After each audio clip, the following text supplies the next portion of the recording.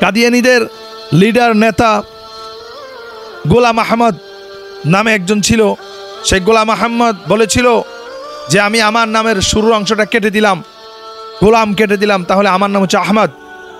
সে নবী দাবি করেছিল, মিথ্যা নবুয়তের দাবিদার করেছিল।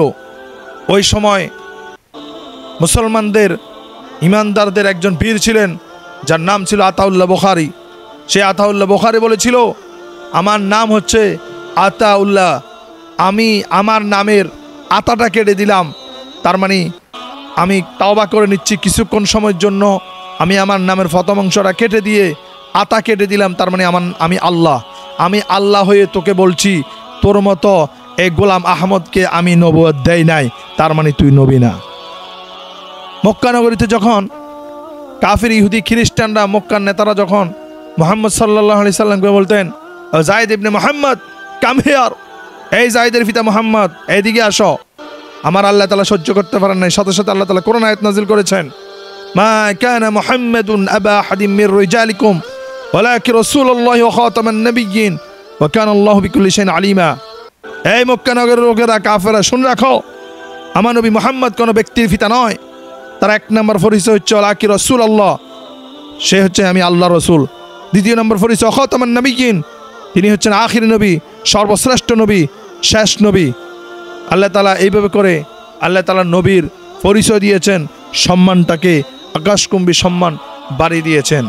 কিন্তু কাদিয়ানীরা আমার নবীকে শেষ নবী হিসাবে মানে না, তারা মানতে চায় না।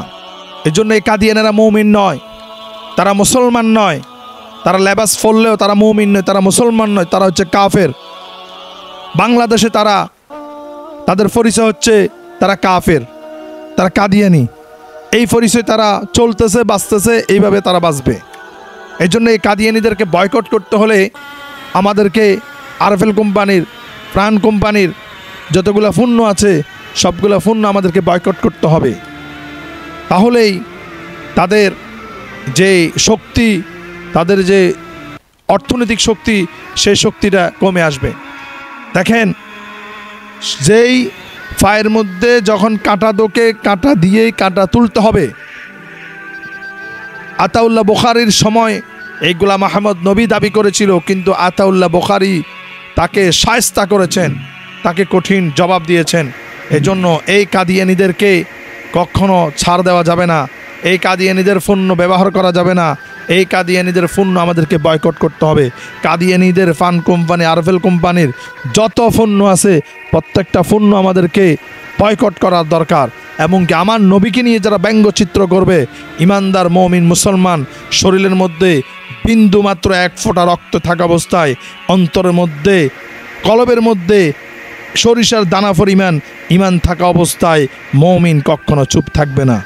অবশ্যই প্রয়োজন আমরা রক্ত দিয়েছি, রক্ত আরও দিব। আমার নবীর জন্য সম্মানকে টিকিয়ে রাখার জন্য যদি জীবনটাকে কোরবান করতে হয়, প্রয়োজন আমরা জীবন কোরবান করতে প্রস্তুত। আল্লাহ সুবহানাহু ওয়া তাআলা যেন আমাদেরকে জীবনের শেষ মুহূর্ত পর্যন্ত এই ঈমান নিয়ে বাঁচার তৌফিক দেয়। আল্লাহুম্মা আমিন।